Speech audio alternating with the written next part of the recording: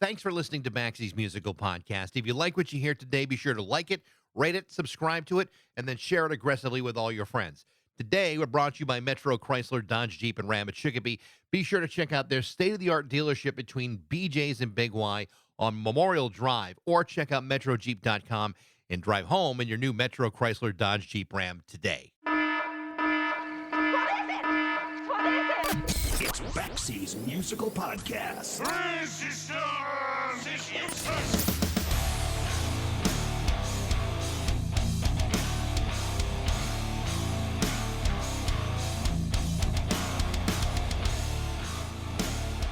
Every now and then, I get pitched on a new artist who are about to release a debut record. The problem with that is that some people, and I'm not naming names, who will say, Baxie, I've never heard that band before, and as such, I fear listening to that record because of the profound risk of poisoning my mind with unfamiliar materials. In short, I reject your efforts to introduce me to new music because it's unfamiliar and can't possibly be good for me. Of course, you do realize that at some point, all your favorite songs were recorded by people who were at one point completely unknown. And 100% of those people began their careers by releasing debut albums. I swear to God, it's true. I'll also say this. A large majority of people who were hesitant to listen to the first Led Zeppelin record, or that first one from Pink Floyd, or the Sex Pistols, or Taylor Swift's first album, were able to do so without any lasting negative physical effects. The same would be true of my guests today, Tyler Simone-Molton and John Renaud from the band Lesibu Grand. Lesibu Grand is a band out of Atlanta that released a number of awesome singles over the last 5 years, but their debut album, Triggered, has just been released. And I'm here to tell you that while you may not be familiar with them yet, Lesibu Grand is awesome. They're a charismatic fusion of multicultural influences and styles that dishes out great socially relevant pop songs with a new wave feel. Lesibu Grand is a really good band with a really good record, and I swear to you, you will feel no lasting side effects by courageously giving it a listen, other than a swift compulsion to listen to them over and over again. And if that's the worst thing that can happen to you, then I think you're going to pull through. What I'm trying to tell you is this. There is a first time for everything. There's a first time you listen to a record, or read a new book, or watch a new show on Netflix, or go to the movies, or the first time you try something new on the menu at Starbucks, and yet that stuff usually seems to work out. So open your mind, put your preconceptions away for a minute, live a little, and enjoy something new for a change. It might just be good for you. This is my conversation with Tyler Simone-Molton and John Renaud from Lesibu Grand on Baxie's Musical Podcast.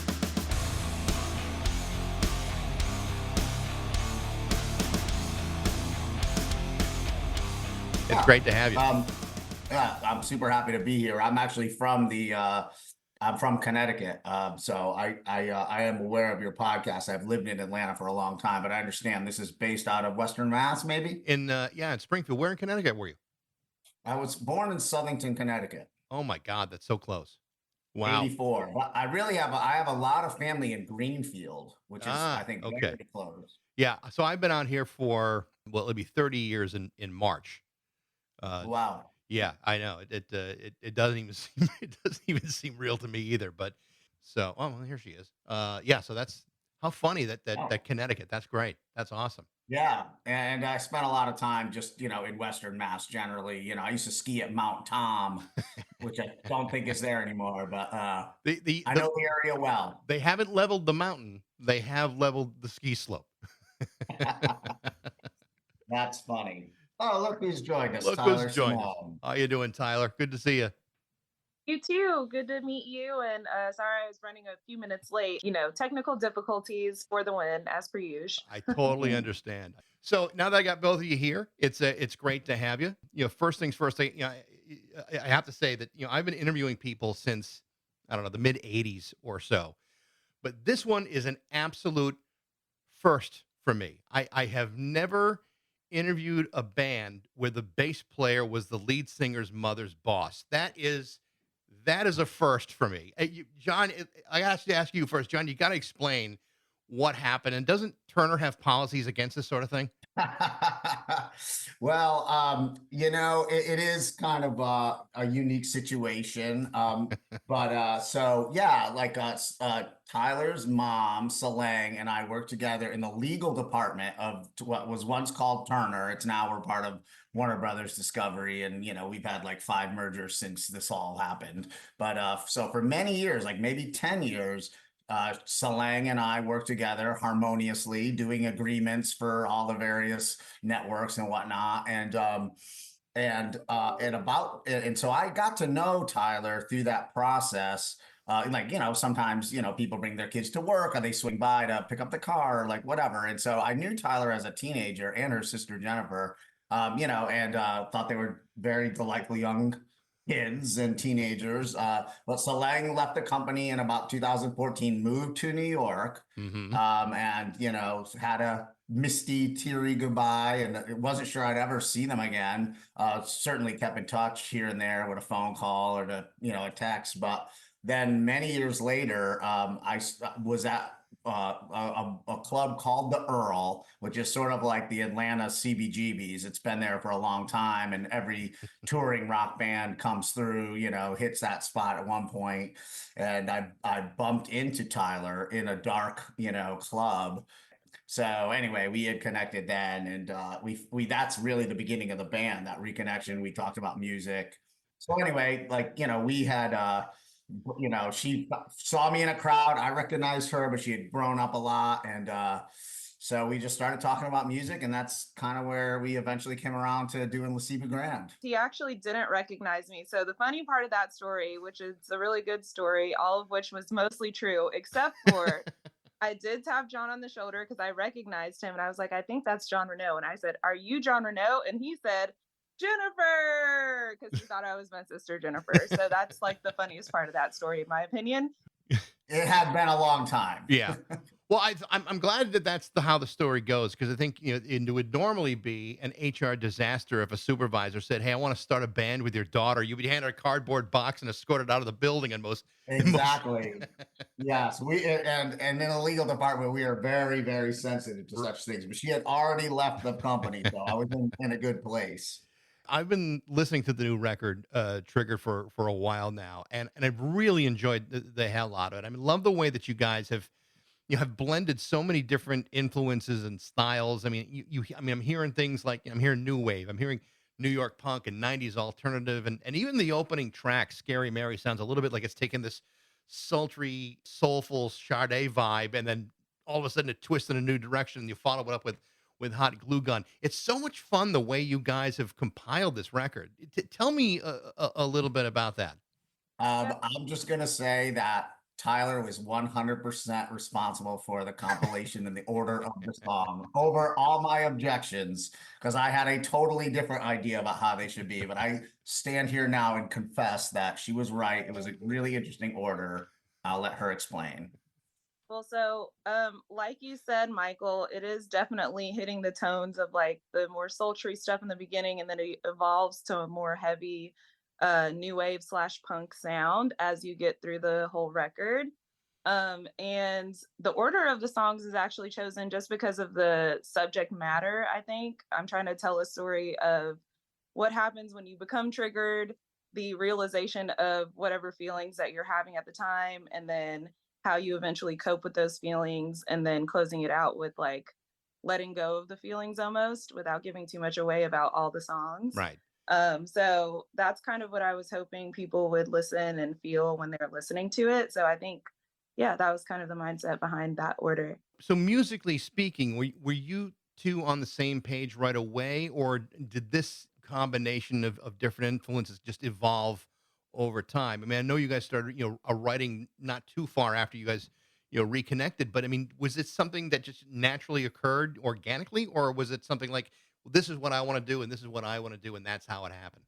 It was kind of a mixture of both because like when we ran into each other at that show, we started talking then like what could our sound be like, because at the time I was in another band, he was in another band, and so we knew each other as musicians also, outside of just like being the family friend connection we had. So we were like, oh yeah, what if we did like an instrumental Lesibu Jones is what we called it at the time, like non-seriously, and then maybe sounding a little bit like MIA or like Santi Gold, where it's just like cool beats under vocal melodies. And then obviously you have a whole album 5 years later that's not really that at all. So it definitely evolved from what we planned on doing. But I think the songwriting had happened over a course of many years. So we didn't write all the songs in one session. So there's a difference in sound because of that as well.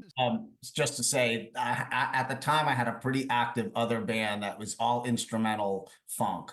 It's still around, called Cadillac Jones. And initially, I was thinking, oh, maybe we'll bring a vocalist into this instrumental project that does sort of 70s funk stuff. And that's what we would do. That's what Tyler meant by that Lesibu Jones idea. But once we started working, like once we started songwriting, we really just jettisoned all those plans and just started writing. And I have to say, in all my years of being in a band and writing with different people, we had like 18 months where just songs were just bouncing out of us. Like we just couldn't miss with just completing each other's songs and just coming up with new ones. We wrote a lot of stuff in a kind of fevered pitch of writing that lasted like, it started very early on and went for a good bit, where almost all this material came out of those writing sessions. Then we took years to like assemble the band and record things and stuff. One of the things that I noticed just by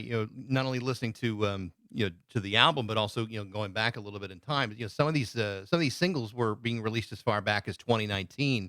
Many of them have shown up on the new record, not all of them, but there was a couple of those tracks that to me really stand out. The first one would be "We Fucking Suck." I think that might be among my favorite song of the records. I mean, it's such a strong social statement about our own apathy, but yet there's also a self-effacing part of it where it says it's not just us that sucks, it's all of us. And I think that's a really clever way of making a pretty important point. Tell me about that song. I just thought that was so much fun.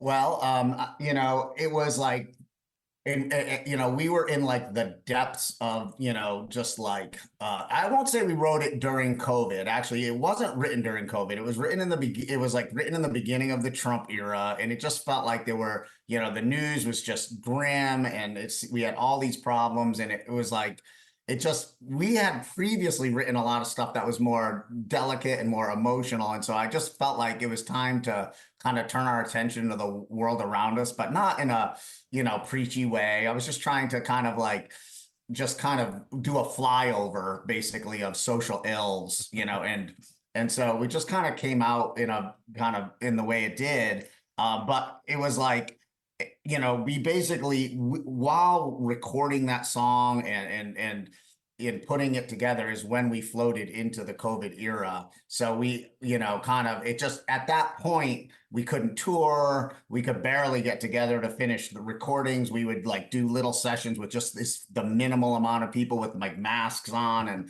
had some like, tedious sessions in there. And since we didn't know when it was going to end and whether we'd ever even get a chance to really play in front of people, we just started releasing things digitally and doing videos, and we sort of pivoted to just being online content creators for a number of years. We would do some live, we would do live streams where Tyler and I would perform with the sort of performance tracks behind us, because we didn't think we could ask the band to come and show up. But anyway, it ended up being lots of little singles over the course of the, 2021 and 22, where we were just like kind of just putting stuff out there. And We Fucking Suck was the first one. In fact, when we made the video, I remember we went back and did some footage with Matt. We put a mask on Tyler. It was recorded before the pandemic, but didn't come out until later. You talked about the videos. I just saw the video for Anarchy,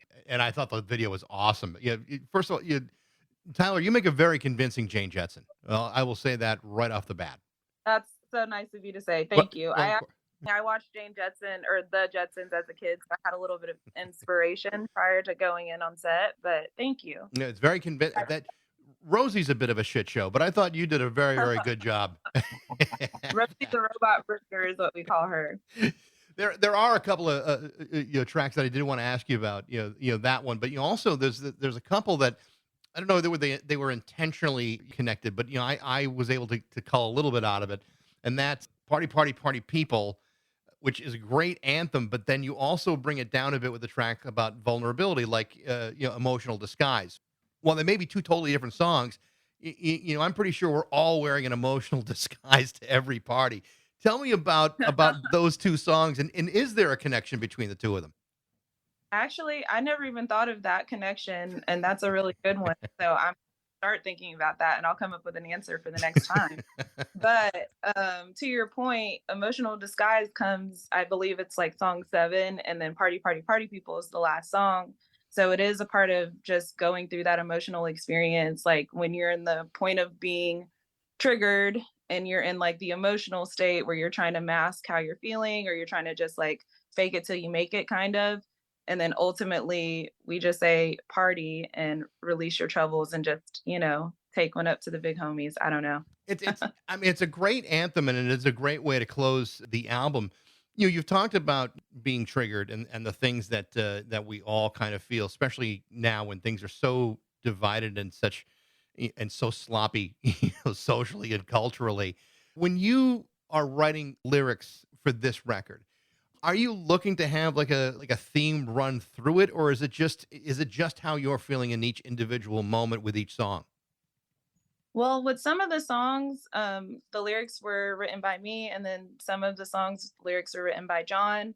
So I would say that there wasn't necessarily a through line that was intended, because of the fact that we both are songwriters, and then we both wrote them at different times. They kind of just organically flowed into a timeline, Mm. but it wasn't intended that way. Right, but instead, I would say like we're cultivating our lyrics and developing the songs. Sort of like and they're kind of in there as we're developing them. They do have a tendency to like kind of grow together. They come up in the same garden. They may not be the exact same vegetables, but they sort of like end up with synergies. And I think especially the way Tyler arranged them, they do feel like they're like all related, and they all came out around the same time. So while they weren't conceived as one it's not a concept album, but it did have there was a lot of sort of synergies happening, I would say, between our writings. But like, and when I write, I picture Tyler singing it. So like, it's like I kind of feel like I'm sort of steering it into through her, and so I think that kind of helps pull them together. You mentioned COVID, and when things were locked down and there were no live performances, and for a new band, I mean, you kind of want to get out there and play for people. Exactly. I know that certainly Atlanta and other areas of the state of Georgia have had great, rich musical histories, and when people were coming back and playing again, and you guys started to play live and get gigs, and all of a sudden it's things are starting to gain momentum again once the pandemic seemed to clear out a little bit. What was that like for you to finally get a chance to get on the stages initially and play these songs that you have been spending a couple of years writing? That had to be a really liberating, exciting moment to get back and actually introduce yourself to people. It definitely was. I remember the exact show. It was the Punk Black Festival was our first post-pandemic show. Oh yeah. But just rewinding a little bit to during the pandemic, it would actually was we were one of the rare cases that the pandemic kind of helped us and our live performance because we started doing like those live stream performances that you see a lot more now. We were kind of on the first wave of being able to do that. And we were able to like grow our audience in other places outside of Atlanta. So we honestly benefited from being able to have that time despite, the shit show that the pandemic was or slash is. Um, Also, Tyler and I live like right across the street from each other. And yes. so like we were in, how people got into your kind of like your pod, there was like a very small handful of people that you kind of like ended up not social distancing with because you kind of figured it out that you were kind of at least safe among each other. This is, and so we were kind of in the pod together. So we did a lot of stuff. We had these backdrops we would hang behind us to make it look like we were like outer space or in front of the city of Atlanta, like a newscaster. And like we kind of developed our own little shtick of performing in costumes and sort of stuff that was just for Instagram, like feeds or YouTube feeds and things like that. I thought we got pretty decent at it, although it's always unnerving. You can't tell whether anyone's really like listening or whether the sound, sometimes you do the whole thing and you find out there was no sound, or something like that. It's Right. not, there's not good feedback. So when we finally did get out there, and we had to teach the band, again, a lot, some new songs and we kind of we were rusty. So, when we finally did get out there, it felt great.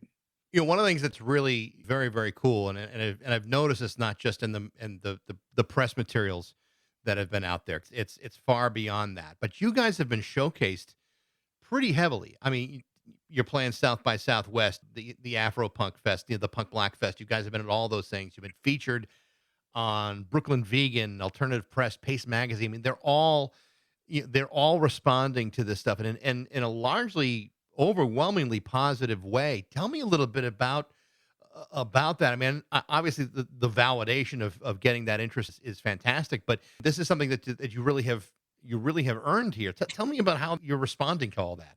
I think I'm still realizing that that's the case. Like even after hearing you say that, I'm like, oh wow, that's actually cool. So it's very humbling and exciting, and I look forward to what's to come.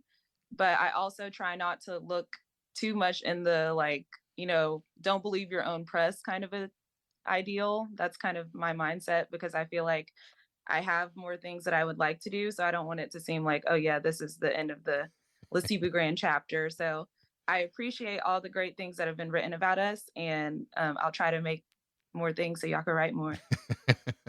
And I would say for me, I'm a long time rock, like underground rock veteran. I played in bands for a long time, let's just say, and I've had a lot of bands that worked really hard and just had like virtually no recognition on a critical level or very severely negative criticism. And I feel like especially years ago, a lot of the best, in a way, the smartest and best critics were kind of cruel, like it was a little bit a part of the journalistic game to have like your own kind of mean personality.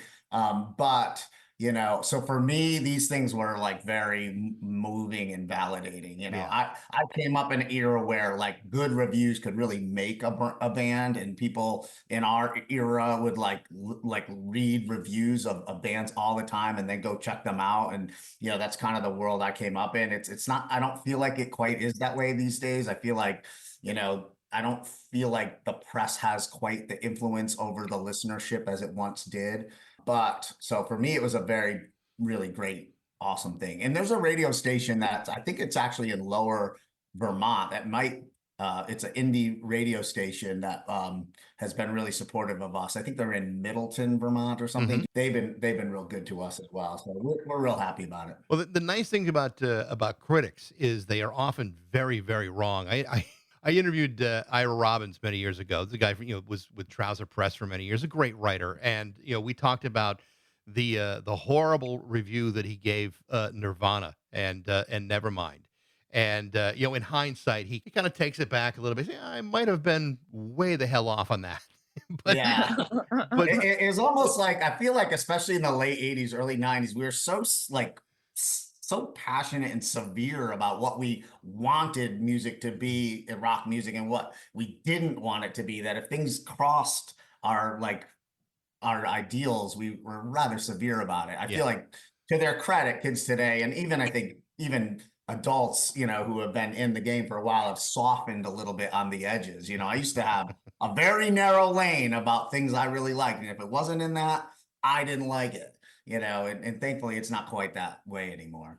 I saw an interview that you had done, Tyler, and it's interesting that we're kind of talking about parameters and rules of music, because I saw this interview where you were asked very specifically about cultural appropriation and whether it applies in this situation. And for me, I think the whole thing is kind of nonsense to impose boundaries on music, regardless of who's making it or why. And I want to ask both of you: have you faced that kind of criticism? And if you have, how do you manage through that? I mean, would you even respond to that kind of criticism? So, as far as cultural appropriation goes, I feel like it doesn't make sense to me if people think that about rock music in particular, because as far as I know, I thought music and rock music was developed by African American people, Hmm. which I am.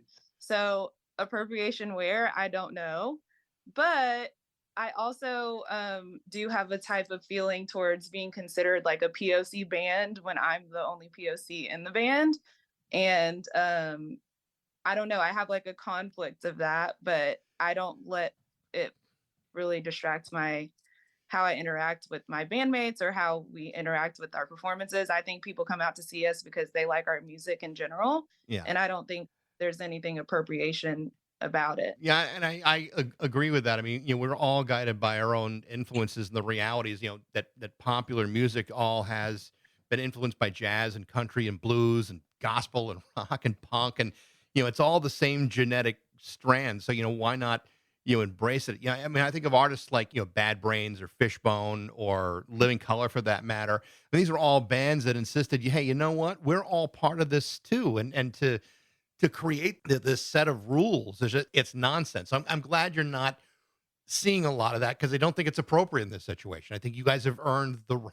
I think you guys, even at this early stage, have earned the right to kind of obliterate any kind of feeling about appropriation or the cultural differences that really create what you do. Yes. That's good. Thank Uh, you. and we spent a lot of time and a lot of we associate very closely with the Punk Black organization where we played many Punk Black festivals and whatnot, and they were based out of Atlanta for many years. They're kind of half relocated to New Orleans now, but we're friends with the founder Vaughn Phoenix. In fact, he's played some shows with us in guitar on guitar, and their whole mission is to highlight the fact that there's tons of African American kids playing like hard rock, metal, punk, and like how Black roots go deep into those genres that aren't really normally associated with that particular culture, but definitely exist. So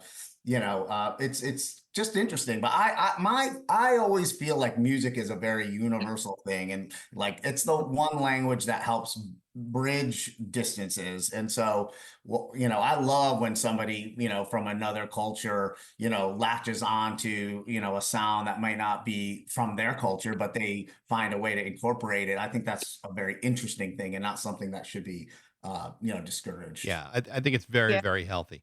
I was just gonna piggyback to the thing that you said about music being universal. I 100% agree with that. And I think the origin is one thing, but the universal component is when you share your culture with another person and then it spreads naturally. So Yeah, like what I really do feel like music in particular has been really a hugely powerful force in bringing the various races in the United States together. If you look at the history of like, just in the very, very dark days of Jim Crow, like, people playing music for each other and with each other, which was very controversial. That's kind of the beginning of sort of some of the healing, I think, that later took place as the 20th century rolled on. But there's definitely healing in music. Yeah. And I think, it's I can't, sports also, but music probably was there first. So, I'm long time in radio, and I know that we've certainly had enough criticism and fair criticism, frankly, about whether or not radio stations should play this artist or that artist. And to me, it's like, well, if the song is great, who gives a damn? Even thematically, when you talk about lyrical content, so much of it applies to all of that, all of us. I mean, certainly when you talk about the things that you've been talking about in this record, everyone's feeling that stuff. It's not one culture or another. It's all of us. We're all this one group of people. the human experience. Yeah. Absolutely. Yes, absolutely. So now the album is out. What's next for you guys? I mean, are you going out on the road? You continue to write? What is the plan moving forward here? Definitely continuing to write. Can't get away from that.